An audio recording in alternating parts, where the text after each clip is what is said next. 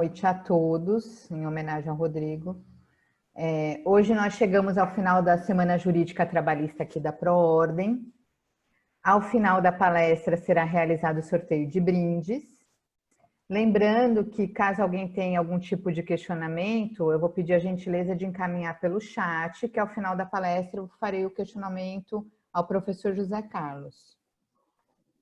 O tema da palestra de hoje é Direito Sumular Esquematizado, TST, que será ministrada pelo professor José Carlos Lopes da Silva Júnior. O professor é mestrando em Direito da Saúde, aluno especial em Ergonomia na Faculdade de Saúde Pública da USP, aluno especial no Laboratório de Mudança, Método para Pesquisa e Desenvolvimento do Trabalho, Equipes e Profissionais na Faculdade de Saúde Pública da USP, pós-graduado em Língua Portuguesa, Direito do Trabalho e Previdência, funcionário público federal do TRT Segunda Região desde 1999, atuando como assistente de juiz na 5ª Vara do Trabalho de Cubatão e de juiz convocado no TRT. Ele é professor da Proordem, é o professor aqui da casa, é prata da casa, professor da ESA, Escola Superior de Advocacia em Santos, no Guarujá e no Vale do Ribeira. É coordenador do grupo de pesquisa na ATS, Associação dos Advogados Trabalhistas de Santos e Região, pesquisador no grupo de Políticas Públicas e Direito à Saúde, GPPDS, e participante do grupo de pesquisa de Previdência Social da Universidade Presbiteriana Mackenzie. Associado ao Conselho Nacional de Pesquisa e Pós-Graduação em Direito, CONPED. É pai e marido. Fofo. Está com a palavra, professor. Fica à vontade. Obrigado. Boa noite a todos. Um prazer estar encerrando essa Semana Jurídica da Proordem. Meus agradecimentos a Shirley, a doutora Jacira, a Messias, né, que faz com que tudo isso se torne realidade. Aos que me antecederam, doutora Alcina, doutor Cleiton, doutora Denise, doutora Luciana, minhas homenagens. Aos meus colegas, inclusive de profissão, que estão aqui nos assistindo, aos meus amigos, a todos os presentes, inclusive aos que acompanham aí pelo Facebook e pelo YouTube. Né? Bom, o nosso assunto de hoje é o direito sumular esquematizado. Ele foi bem apanhado no sentido de conseguirmos fazer uma divisão em partes do que a gente vai apresentar hoje. Um papo mais informal. Então, a gente vai entrar com uma parte histórica. Ele faz barulho e o negócio ele está assistindo a palestra. Uma parte histórica, uma parte prática, né? E uma parte prática, histórica. E assim a gente vai conseguir unir tanto a parte teórica quanto a questão prática do direito sumular esquematizado, trazendo desde o conceito inicial, um breve conceito bem sucinto, até uma condição mais avançada do direito sumular. Tá? Bom, então a gente começa com a origem histórica, né, do pai da súmula. Né? Então, foram 3 ministros, na verdade, Pedro Chaves, Gonçalves de Oliveira e Vitor Nunes Leal, que formularam inicialmente essa questão da jurisprudência do STF, editando, a partir de 63, resumos de entendimentos que ocorriam na corte. A partir daí, eles começa a existir a questão da origem histórica das súmulas. Perfeito? Bom, ainda no recorte histórico, voltando já para a questão do TST, Até 2005, existia o termo enunciado. Inclusive, esse enunciado, esse pré-julgado, né, pré-julgado enunciado, ele estava na legislação trabalhista, na CLT, no artigo 896, parágrafo 5º, fazia menção à questão, à expressão enunciado, mas ela foi revogado pelo texto da 13467, conhecido como a Lei da Reforma Trabalhista, né? Uma curiosidade que eu trago para vocês é que a questão da súmula, a súmula deriva do latim súmula, né, que significa resumo. Então, a origem histórica e um pequeno recorte do que é a súmula, de como é a súmula, eu já trouxe para os senhores. Como aqui é uma palestra e é algo bem mais informal e bem mais tranquilo de a gente lidar, não fiz nenhuma distinção mais pormenorizada, né? E as OJs? Bom, então vamos lá. A gente já viu mais ou menos no recorte histórico o que é uma súmula. A OJ é a súmula imatura, ou a prima pobre da súmula, né? Porque a súmula é aquela questão sedimentada da SDI, da Secretaria de Dissídio Individual do TST, né? E a orientação jurisprudencial, a colheita de precedentes de turmas. Então, se a gente fosse colocar dentro de uma condição a súmula e a OJ, a gente colocaria a súmula numa condição mais avançada do que a OJ, mas o julgador, no momento da decisão, ele pode se amparar tanto numa quanto na outra, que ele não vai estar fazendo nenhum absurdo, né? As duas servem justamente para nesse sentido. Bom, e a súmula vinculante? Né? De onde veio? Porque a gente falou da OJ, a gente falou da súmula, e a súmula vinculante, de onde veio? A súmula vinculante vem de dispositivo constitucional, mais precisamente do artigo 102, parágrafo 2º, em que, nas ações declaratórias de constitucionalidade ou inconstitucionalidade, o STF faz o julgamento e torna o efeito vinculante, ou seja, todas as decisões proferidas pelos órgãos julgadores abaixo do STF têm que observar a referida súmula vinculante. Um exemplo que a gente tem agora, muito recente, diz respeito à ADC 58, e fala sobre a celeuma aí que os advogados e todo mundo que mexe com direito está vivendo, que é a questão do IPCA ou TR.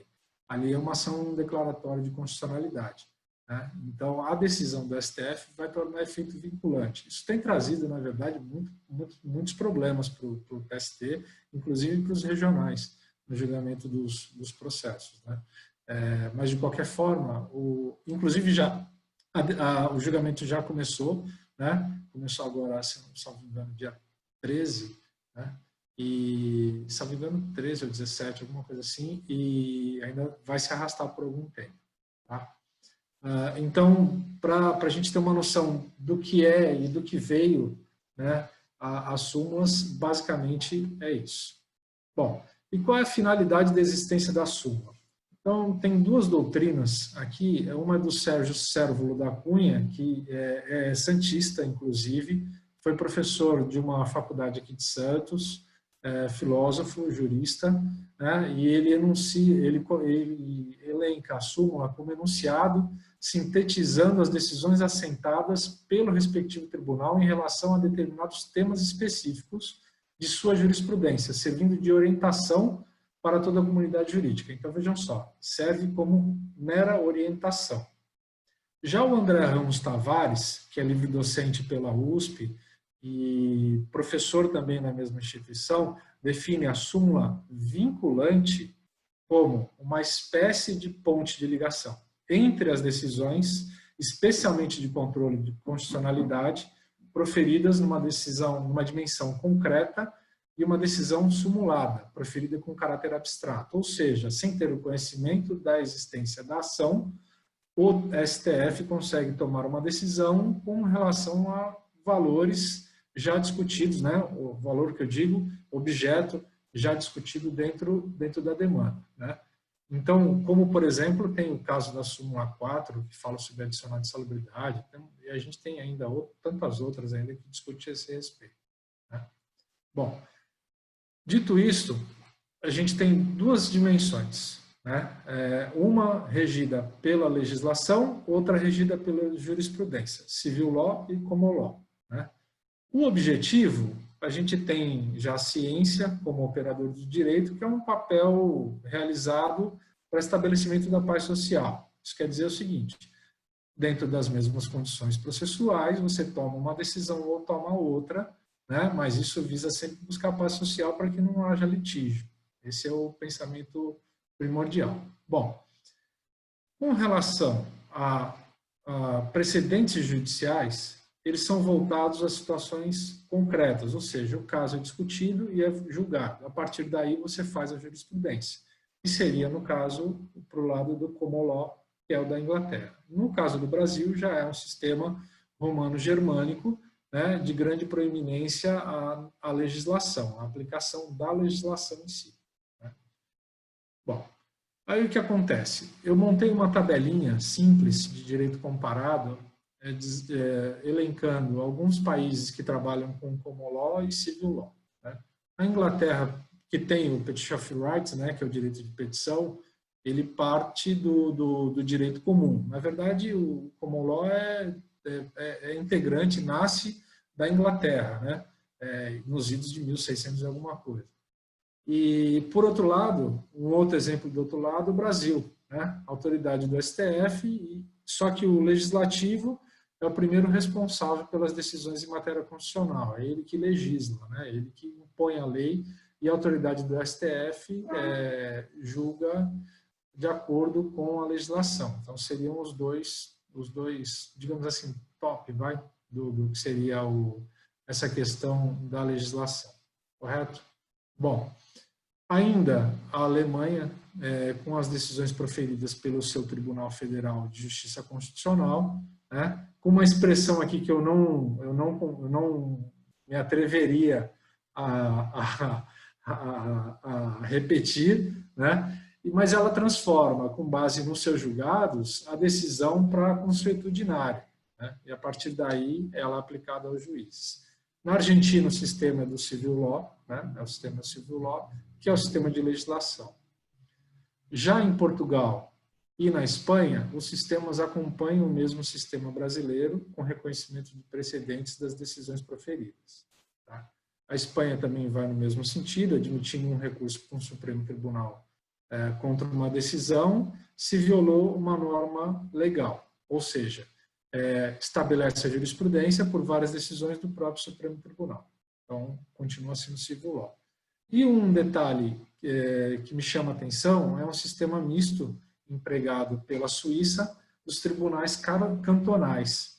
Isso também está no sistema alemão, no sistema germânico, mas na Suíça eles adotam esse tipo de sistema no sentido de que a população tem o direito a voto, então seria, em tese, uma parte de common law e outra parte de civil law, porque também existe uma supremacia dos julgamentos, né?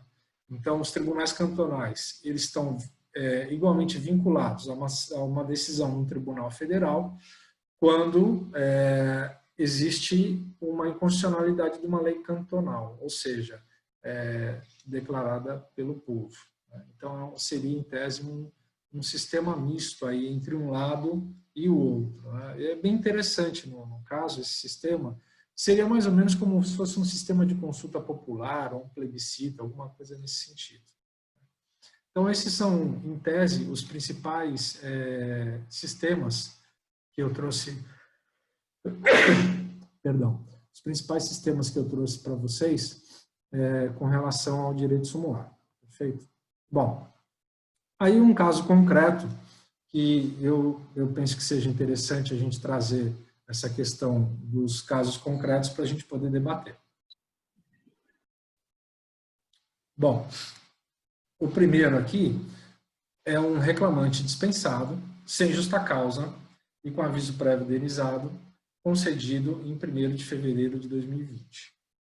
Então, a alegação é de que faz jus à indenização do trintídio, né, pois a data base da categoria é no mês de março. Então, eu vou fazer o seguinte, Eu vou primeiro dizer o que é o trinstídio, né, a sua aplicação, em razão da classe C heterogênea, e a partir daí a gente faz a análise da legislação, do entendimento simulado e da jurisprudência para a gente poder fazer o direito simulado esquematizado. Tá? Bom, trinstídio é o seguinte, a gente tem nessa lei que eu destaquei para vocês de 84, 7.238, uma questão que é um pagamento, uma indenização adicional equivalente a um salário mensal, e aí já vem a primeira ressalva, né? Porque quando a gente fala aqui em salário mensal, né?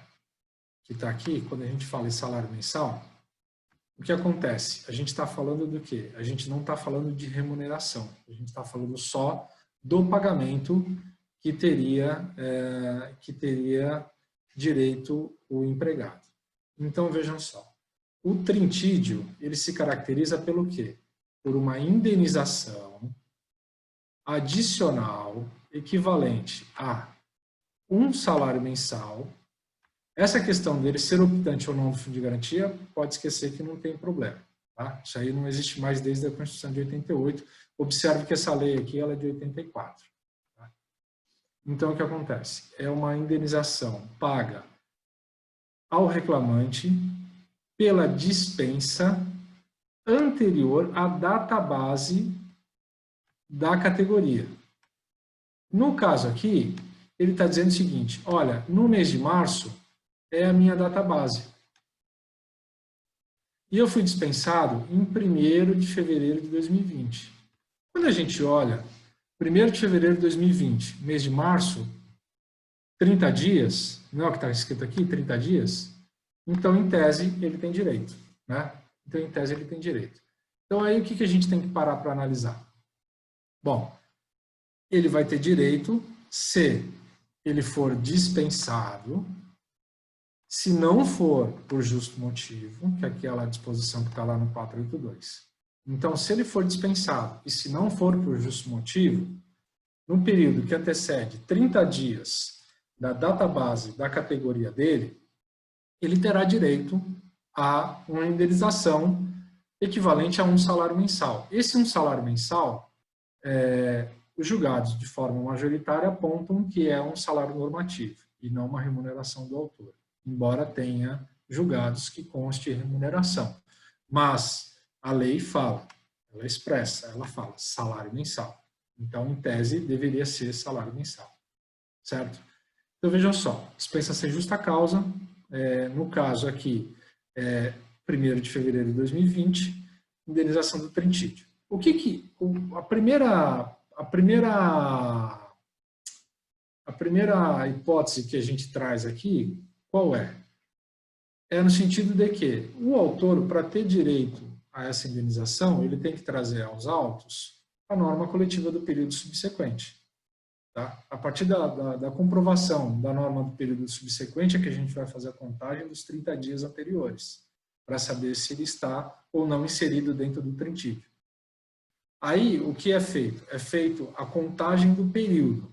Tá, mas ele foi dispensado em 1º de 2 de 2020. Né?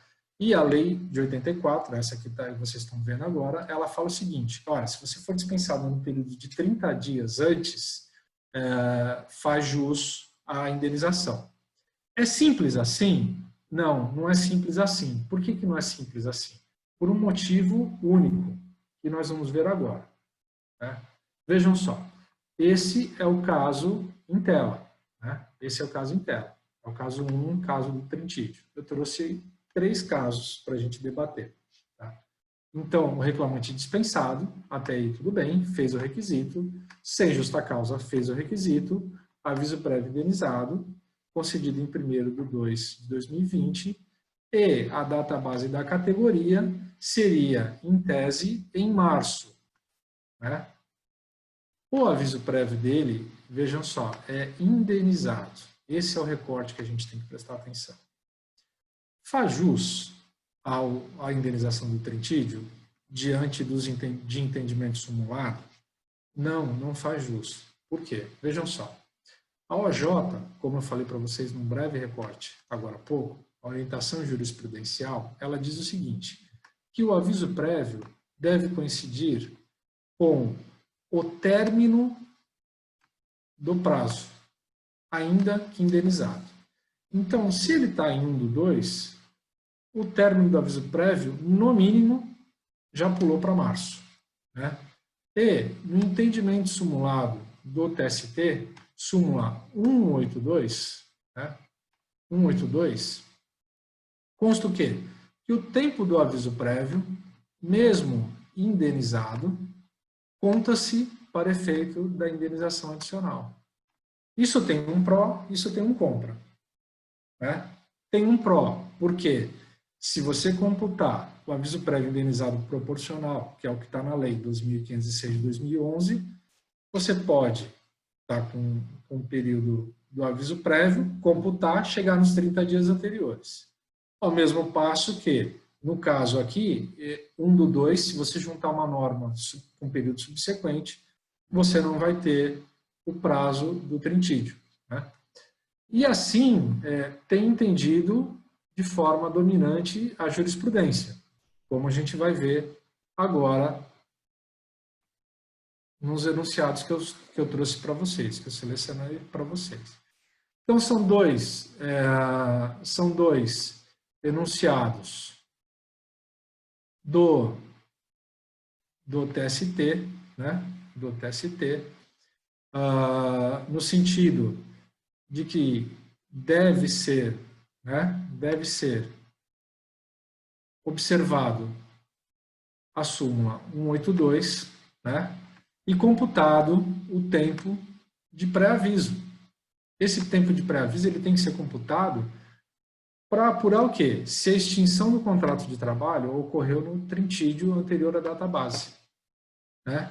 No caso, o reclamante aqui não fez jus, por quê? Porque, observada a aplicação da súmula 182, houve a análise de período subsequente, ou seja, ultrapassou. Tem um detalhe aqui que chama atenção, que é essa súmula, a súmula 314. A súmula 314, ela diz o seguinte, que mesmo que a verba rescisória paga com base na remuneração atual do autor, ou seja, já considerando o trintídio, isso não considera, para fins de aplicação da verba, da aplicação do título, uma espécie de confissão, isso não ocorre, né? O fato de você pagar com a remuneração não afasta, não traz para dentro do processo a aplicação do trintídio. No mesmo caso, o julgamento da sexta turma de relatoria da ministra Kátia Magalhães Arruda, no sentido de que o tempo do aviso prévio, né, mesmo indenizado, conta-se para fins de indenização do artigo 9 da 6708, que é a interpretação da lei do trintídio. Tá bom? Então, esse seria, para a gente aqui, o nosso primeiro caso, para a gente poder fazer a análise. Tá? O caso número 2 é uma aplicação de justa causa no curso do aviso prévio por abandono de emprego. Então, a alegação é a seguinte, o reclamante foi dispensado, no curso do aviso prévio, ele não trabalhou, simplesmente deixou de trabalhar, né? A reclamada diz o seguinte, ela alega que houve ruptura contratual por abandono de emprego e, portanto, ela quer se eximir do pagamento das verbas rescisórias, né? Ela diz o seguinte, olha, houve justa causa.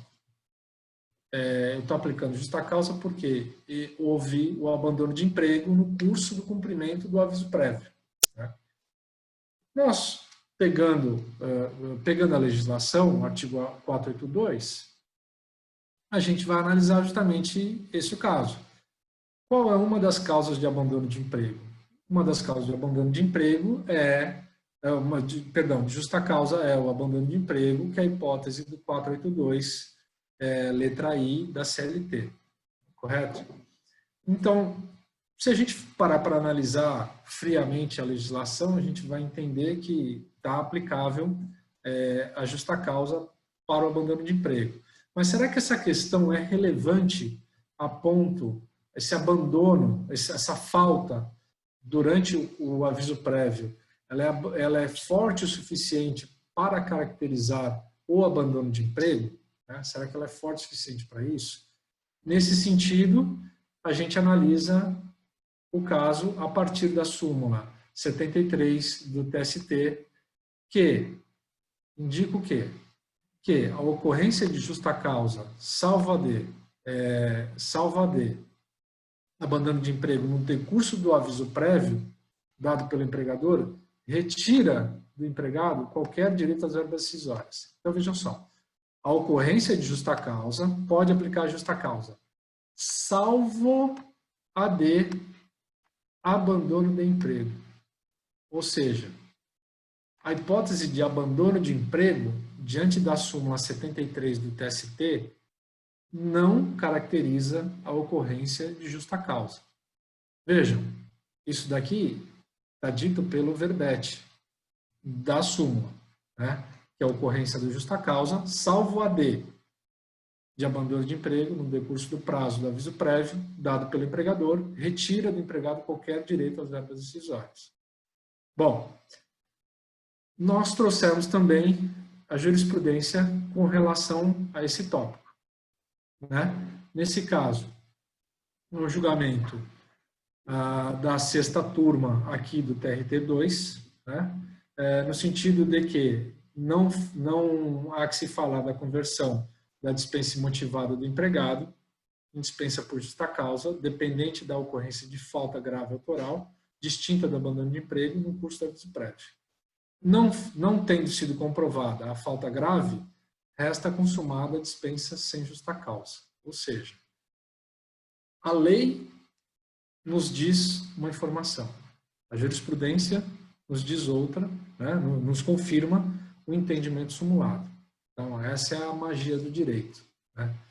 Você tem a legislação, mas você tem a aplicação da jurisprudência e do entendimento sumulado dentro da legislação. Perfeito? Então, esse seria o nosso segundo caso. E o nosso terceiro caso, uma aplicação da multa do 477 da CLT em reversão de justa causa. O reclamante dispensado por justa causa, ele requer, além da reversão da justa causa, condenação da reclamada ao pagamento da multa do 477. Então, nós temos dois cenários para a gente analisar, né? O primeiro cenário que eu acho importante a gente dar uma ênfase é com relação à legislação anterior à reforma, né? Porque tem uma diferença substancial, né? Que fala aqui que assegurava-se a aplicação do 477 aos empregados quando não existisse prazo estipulado para a terminação do contrato e quando ele não dava motivo para a cessação da relação de trabalho. Ou seja, você aplicava o 477 quando não existisse prazo estipulado para término do contrato e para quando não houvesse uma motivação para a dispensa. Tá? Então, vamos ver agora que a redação do 477, ela ganhou um outro contorno. Né? Ela ganhou um outro contorno. Ela extirpou da legislação a condição do prazo estipulado, extirpou da condição a cessação da relação de trabalho quando o reclamante dá motivo para a cessação. Né? E, mais uma vez, a gente tem a questão da análise com relação ao entendimento sumulado. Nesse caso, nós temos a aplicação da súmula 462 do TST e da súmula 33 do TRT. Por que eu trouxe as duas? Vejam só. Eu trouxe as duas por uma questão muito importante. Uma vai comungar num sentido, né? Vai comungar que a circunstância de a relação ter sido reconhecida apenas em juízo não afasta a incidência da multa do 477, que é a decisão do TST. Vejam, a súmula ela não foi cancelada. Então, se ela não foi cancelada, ela pode ser aplicada, correto? Pode ter alegação de aplicação, né? E aí, a partir daí o juízo tem que fazer a sua análise. Por outro lado, o TRT da segunda região expediu a súmula 33. Né? 33. E aqui ele diz o seguinte, que a rescisão por justa causa, quando afastado em juízo, não implica condenação na multa. E no item 3, que é o nosso item, a rescisão do contrato por justa causa patronal não enseja imposição da multa. Então vejam só, aqui tem para doce e para salgado, né? Tem entendimento da súmula do TST, né? Que diz que, olha, não tem hipótese, eu posso até, no reconhecimento judicial, eu posso até aplicar a multa do 477. E vejam, é o nosso caso aqui, né? É o nosso caso aqui, né? Porque o caso pode ser de reconhecimento de vínculo, pode ser de aplicação da multa do 477, e aí você faz a aplicação da multa da súmula do TST, a súmula 462, ou vai aplicar a súmula 33 do TRT? Para que lado que eu vou? Né? Para que lado que eu me baseio? Então, a gente tem essas duas condições para a gente poder trabalhar no nosso direito simulado, correto? Bom, agora a jurisprudência, né? Então, nós separamos duas jurisprudências, uma jurisprudência do relator Maurício Godinho Delgado, né, dizendo que nos casos de justa causa revertida em juízo, cabe o pagamento da multa do 477, e vejam só, essa data do julgamento ela é de 2018, então ela é posterior à reforma. Tá? Então, não tem nenhuma alteração embasada anterior, não tem nenhuma alegação embasada em norma anterior a 13467. E a outra é do regional, da segunda região, no sentido de aplicação da súmula 33 do TRT, dizendo que é indevida a aplicação da multa da rescisão contratual por justa causa quando afastado em juízo. Essas são duas questões para a gente trabalhar, que eu acho bem interessante. No caso concreto, ela pega uma evidenciação muito melhor, muito maior, né? E o ideal é a gente sempre trabalhar a questão da legislação com a aplicação, no caso concreto, e observando também a norma, no caso, a jurisprudência e o entendimento simulado. Perfeito? Bom, o que eu vou falar para vocês também, trouxe um pouquinho, só para não ser muito sucinto, porque eu penso que a palestra tem que ser rápida, né? E eu trouxe para vocês só um popurrí do que a gente pode trabalhar em termos de legislação e de entendimento simulado. A partir da reforma trabalhista de 2017, a gente começou a trabalhar com um sistema de recurso de revista repetitivo. Vale a gente fazer um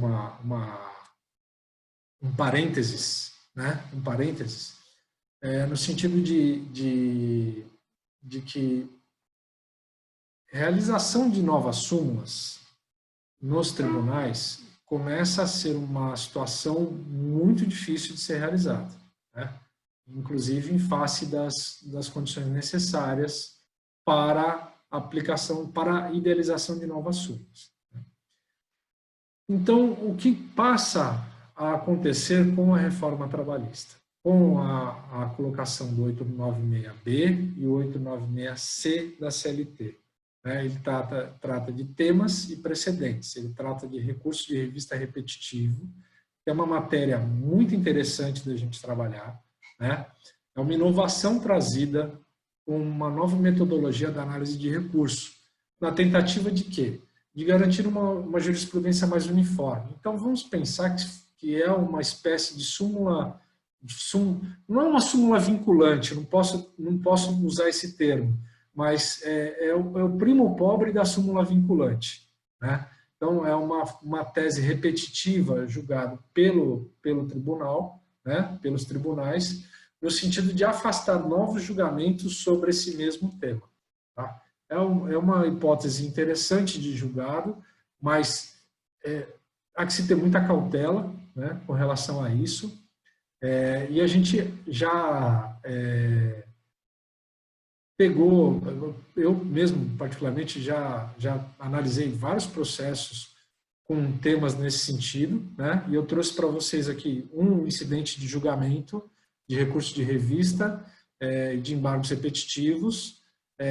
Eu acredito que quem seja advogado, operador de direito, já tenha analisado essa questão de recurso de revista repetitivo e já tenha se deparado com o pedido de utilização de fone de ouvido nos operadores de telemarketing, né? Então, essa é uma decisão que já foi superada, né? Já está encerrado o incidente de julgamento do operador de telemarketing que utiliza o fone de ouvido. Tá?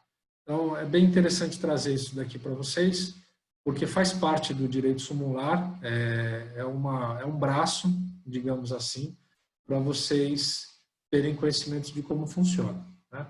E, por hoje, é só. A palestra foi rápida, foi sucinta, não quis tomar o tempo de vocês, quis trazer um pouco de conhecimento, ao mesmo tempo de forma bem objetiva, bem rápida, para que todos pudessem aproveitar da melhor forma possível, pelo menos aqui em Santos, essa noite chuvosa aí, descansarem, participarem do sorteio e poderem curtir a sexta-feira de vocês. Correto? Então, eu passo a palavra de novo aí para a doutora Jacira. Se ela tiver alguma pergunta, ou se alguém tiver alguma pergunta para fazer, eu estou à disposição para responder. Ótimo. Obrigada pela palestra, professor. Eu tenho uma pergunta. Quais são os requisitos para a edição de súmula vinculante?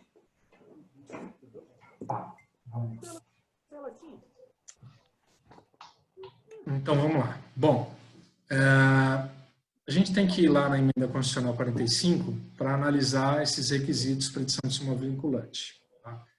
Nós temos, em tese, já de cara, 2 requisitos que a gente pode analisar, né, para aprovação, para revisão ou para cancelamento, né, da súmula.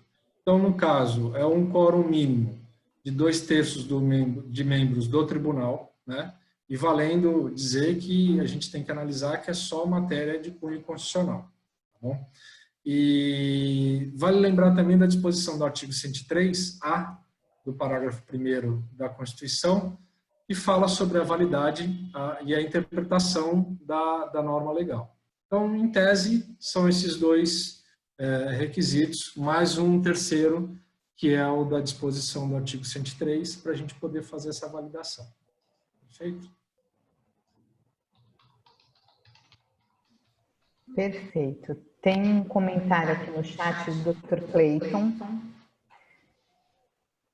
Ele diz: é sempre digno de louvor aqueles que se dedicam exemplarmente à sua profissão e ao estudo aprofundado do direito, como faz o professor José Carlos Lopes da Silva Júnior. Excelente apresentação, enriquecida com exemplos e prévia análise das fontes sumulares, tão importantes e pouco exploradas pela doutrina brasileira. Parabéns. Dr. Cleiton é um querido, né? Inclusive suspeito para falar alguma coisa a respeito. Na verdade, eu agradeço as palavras. De fato, a gente não pode parar e tem que analisar mesmo os exemplos, né? Porque eu acho que o exemplo fixa na mente de todo mundo, na verdade. E eu acho que isso é o interessante trazer. E propositalmente hoje também eu fiz uma palestra mais enxuta, por ser sexta-feira, né? Então eu penso que todo mundo também já esteja cansado da semana jurídica e queira aproveitar um pouquinho o resto da semana, então já foi meio que proposital. Mas eu espero ter conseguido alcançar o intento, que é trazer um pouquinho do entendimento simulado, né, do direito simular. Óbvio que isso é só uma pitada, né? a pontinha do iceberg. Tem tudo mais lá para baixo para a gente fazer análise. Em breve, eu acho que a gente vai ter aí um curso talvez com o Dr. Clayton, sobre direito simular esquematizado, né? E vamos em frente. Eu penso que seja por aí o nosso caminho. Obrigado a todos por terem a paciência de me ouvir nessa sexta-feira chuvosa. Eu agradeço. Aqui no chat ainda tem um elogio da doutora Roseli de Pádua Neri, bem esclarecedora a palestra, obrigada. A doutora Grace, parabéns. Doutor Carlos Sampaio e a doutora Magali, parabéns, doutor José Carlos, foi brilhante.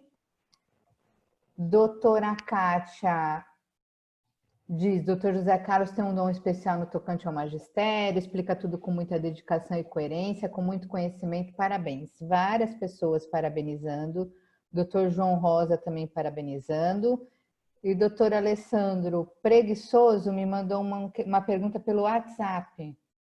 Deixa eu abrir aqui.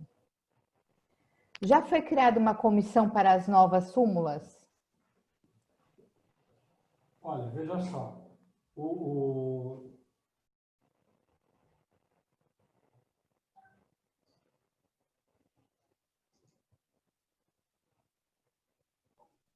Está fechado o microfone, professor. Desculpa, obrigado. Nós temos a questão do NUGEP para a criação de novas súmulas, né? O que acontece é o seguinte, de demandas repetitivas. O que acontece é o seguinte, saiu inclusive no Diário Oficial esses dias eu tenho até anotado quais são as súmulas que querem fazer o cancelamento, mas eu não sei te falar quais são. Mas existe no regimento interno do TST, né, a possibilidade de transcendência. Então, as súmulas, por enquanto, para revisão dessa jurisprudência, elas ficam mais complicadas de serem feitas. Mas elas são feitas a partir da análise do regimento interno do próprio TST. Porque a criação das súmulas, né, ela tem que ter voto de pelo menos 2/3 dos membros, publicidade do ato, sustentação oral do Procurador-Geral do Trabalho. Como eu falei, fica uma condição bem complicada de você criar fazer a criação de novas súmulas. Por isso que o TST e o TRT ele está envergando no sentido de fazer a análise de demandas repetitivas. Eu não sei se seria, em tese, uma espécie de bypass no entendimento sumulado, vamos dizer assim, né? Mas é uma possibilidade de criação de nova jurisprudência. Então, talvez a gente saia por aí. O judiciário, na verdade, ele sempre se renova, né? Mas eu não sei qual vai ser a nova tática para o futuro. Eu deixei anotado, inclusive, aqui, porque eu leio o Diário Oficial todo dia, né? E eu queria ver se eu achava os entendimentos que constam para poder passar para vocês. Se eu achar aqui, eu passo no chat, tá bom?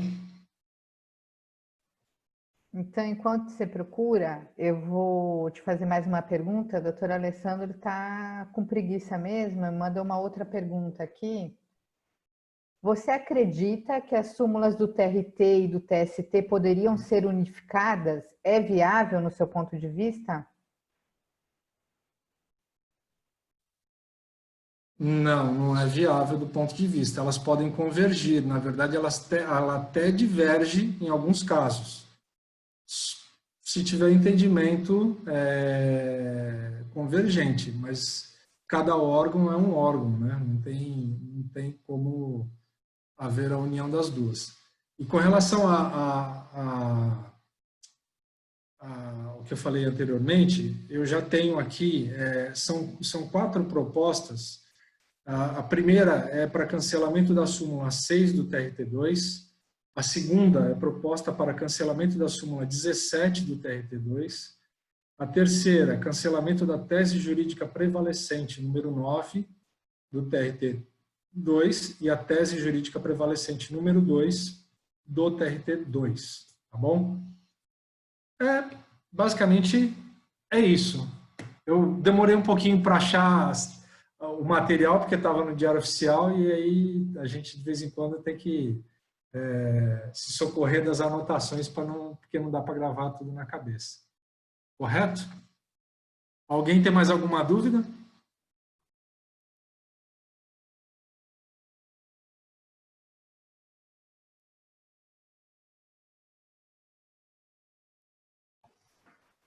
Então, alguns elogios aqui no chat e o doutor Acácio pergunta: Doutor José Carlos, poderia comentar sobre as recentes intervenções do STF nas decisões trabalhistas da competência do TST? Isso é assunto para mais de manga. Então, veja só. Um dos acontecimentos anteriores que causou uma certa polêmica nasceu com a aplicação do IPCA nos casos em que a Fazenda Pública foi condenada, né? O STF decidiu, se não me engano, o Luiz Fux decidiu no sentido de que o STF, o IPCA, era o índice de remuneração de correção correto. E aí o que decidiu o TST?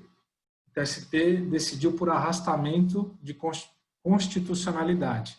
Aí ele passa a decidir o seguinte, que se para remuneração dos processos com a Fazenda Pública o IPCA é o índice correto, para os demais processos o IPCA também é o índice correto. Veja, não tem nenhuma, digamos assim, divergência, né? Se para o ente público é IPCA, para o ente privado, né, iniciativa privada, é o IPCA. Aí houve uma decisão do Gilmar Mendes, se eu não me engano, no sentido de que o TST não pode decidir por arrastamento de constitucionalidade, que isso é situação privativa do STF. E a partir daí ele fez o quê? Ele suspendeu a decisão do IPCA. Entraram algumas ações de inconstitucionalidade, constitucionalidade, como, por exemplo, a 58 e a 59, e agora a gente está no julgamento no STF com relação à aplicação do índice. Então, existe esse ruído na comunicação entre o STF e o TST. Né? Óbvio que o STF é o órgão máximo, né? Existe também a necessidade de ter uma convergência nos entendimentos. Entretanto, existem outras demandas, né, que impedem que exista essa convergência. Correto? Espero ter conseguido explanar um pouco a respeito. Sim, doutora Cássio já agradeceu aqui. Doutora Jade me perguntou se os materiais seriam disponibilizados. Sim, os slides serão disponibilizados. Vou pedir para a doutora entrar em contato com a Proordem pelo WhatsApp mesmo, a Shirley encaminha, tanto esse quanto das outras palestras. Acho que a gente só não teve material mesmo na primeira palestra, que foi da doutora Alcina na segunda-feira. No mais, todos os slides serão disponibilizados. Aqui no chat não tenho mais nenhuma pergunta, não sei se alguém quer abrir o microfone e fazer diretamente, fique à vontade. Senão, a gente já pode passar para a Shirley realizar o sorteio e finalizar já a nossa semana, que acabou, foi tão rapidinha. Passou rapidinho, né? Não é? Passou muito rápido. O que você quer sortear primeiro? O brinco ou o VAD? Você que manda. Que manda? Então, vamos ver se alguém vai fazer mais alguma pergunta. Eu vou no share aqui, eu já coloco o sorteio Go aqui no share.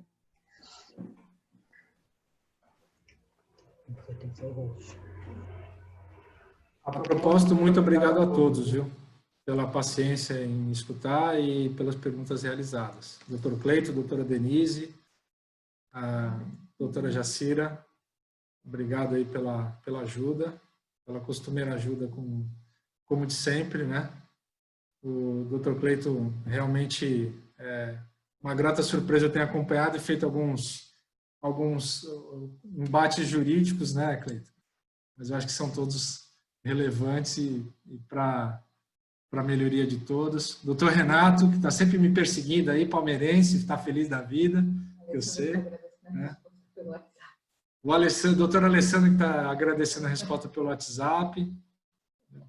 Doutora Raquel prestigiando, doutora Roseli, enfim. A doutora Kátia, espero que tenha conseguido fazer cálculos do PJ e Calc. Se não conseguiu, a gente vai nos ver de novo logo, né? E vamos em frente. E no mais, eu não vou precisar do brinco, se eu for sorteado, eu vou abrir mão do brinco, né? O Vademecum até interessa, na verdade, mas eu sou suspeito para receber o Vademecum, né? Então, vamos aguardar a Sheila fazer essa entrevista, esse sorteio.